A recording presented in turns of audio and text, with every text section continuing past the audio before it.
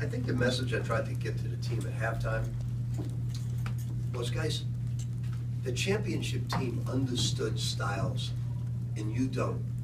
For instance, I said, if we're going to play Wichita State, we have to be better defensively to play for a national championship. I said, tonight, Syracuse beat Georgia Tech 46-45. I think that was the score. And I said, that's because Georgia Tech plays a certain style. I said, Clemson has been 1 or 2 of the last 5 years in holding their opponents to 61-point-something points per game. I said, so we've got to be a much better defensive team, or they're going to control the pace of the game.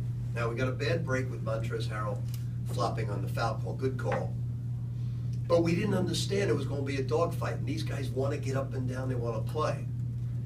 We've been a great zone team the last 2 years. Now, Luka's been a big part of it, but we've gotten the ball inside against the best zone in America, and we're not getting it inside right now. And then they trapped Montrez.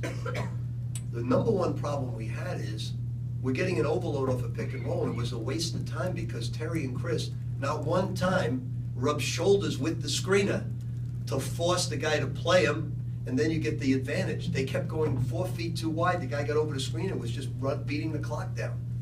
So that's something we talked about, but I think our guys got to understand the ACC, what it's all about. You know, whether you play in Pittsburgh, whether you're playing Georgia Tech, whether you're playing Clemson. Now, you want to run? North Carolina will be more than happy to accommodate you. Duke will be more than happy to accommodate you. Certain teams are not going to do that, and you're going to have to win with defense, and that's what we had to do tonight. Once you had Montrez out, were you happy with the first half defense? I know you didn't have a lead at the half, but it was, you know. The defense was fine. The offense was killing us. The offense was killing. The defense was fine. A few weeks ago after UNC Wilmington, you spoke of hunting points. Is that an issue that's still proving itself here? I think that Terry and Chris just said, look, we got Mango and Nanu in there who don't score a lot of points. Wayne was having an off night, so we got to score, but they never used the screen. I mean, I know you guys are going to go home and watch the film. It'll be amazing to you. Watch, they go 4 feet too wide. They never use the screen. We can never get a mismatch. You'll notice it right away when you go home today. Rick, is that a factor of them not absorbing scouting report, or just new teams, new styles? No, it's like Russ and Luke were great at it. Peyton was great at it. They rub shoulders with the screener. They come off, they force the other guy, boom, boom, we get it, or we get it inside. They literally went 4 feet too wide on every pick and roll, and I don't quite understand it. But we're gonna work on it. How do you get your interior guys shots? I mean, it was 45 shots for Wayne, Terry, and Chris, and everybody else. Well, tonight they were doubling Montrez. You know, every time he caught the basketball. To be perfectly honest, I'm not sure how much we want to throw the ball inside to Mango and Nanu against the zone.